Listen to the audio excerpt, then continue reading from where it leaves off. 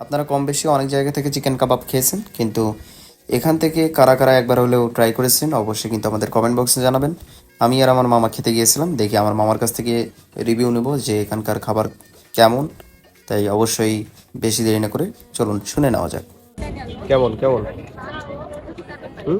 খুব সুস্বাদু, তৃপ্তিদায়ক। বলো, আর কিছু বলবা?